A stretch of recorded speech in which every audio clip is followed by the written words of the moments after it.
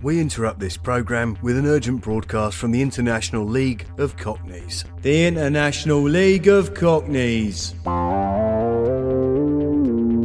on, son. Alright, watcher and have a banana. It's me, Leggy Greggy Smith, General Secretary of the International League of Cockneys.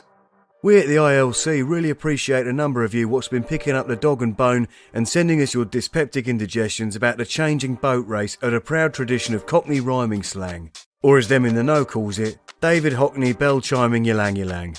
As we all know, society's changing faster than you can chuck your airs and graces down the apples and pears. Things what was pucker only a couple of donkeys years ago are now seen as ordinary kitchen civ. Offensive.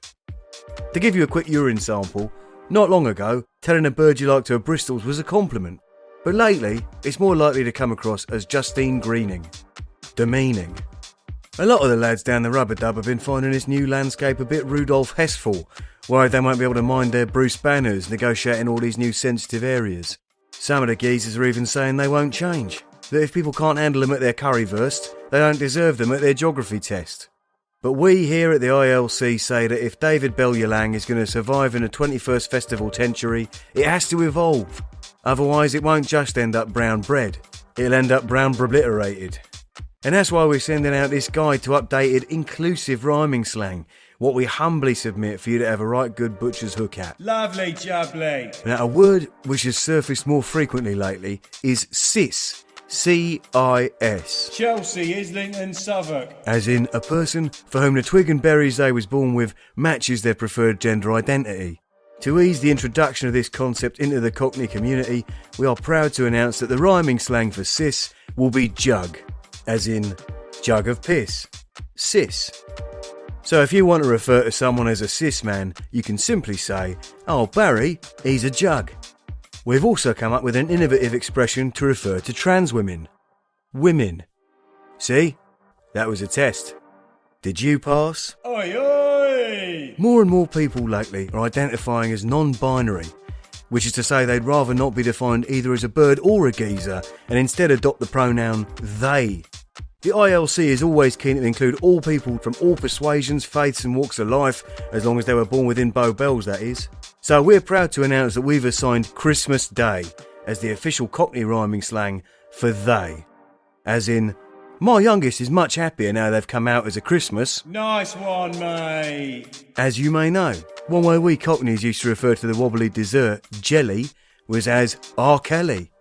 But unfortunately, after the sheer amount of Barney rubble he's got himself into over the years, we're afraid to announce that he is officially Nigel Manselled. Nigel Mansell himself isn't, of course, he's a ledge. But from now on, if you want to refer to the popular dessert, you would say daytime, as in daytime telly, jelly. To use it in a sentence, at my youngest's birthday, they had daytime and ice cream. Much better. Finally, we're delighted to announce that after much consideration, we've decided to retain the much-loved Adam and Eve to stand in for believe, with merely some slight adjustments. Just as before, a Cockney should feel free to use the rhetorical device, would you Adam and Eve it? Unless he's a gay Cockney, in which case he should say, would you Adam and Steve it? But we'd be remiss if we didn't also make some provision for the lesbian community, which is why it is also now officially approved for you to say, would you Brenda and Eve it? Go for it, girls. So, we do hope you'll follow us in moving with the Buster Rhymes and consider these amendments to our knees up mother tongue. Please do employ these new terms in daily life, whether you're here with us living and working in the East End, or, if you've retired, in the south of Spain. Alright, take care, be lucky, mind how you go, and catch you on the flip side. That's another new one, just taking it out for a spin. Not sure.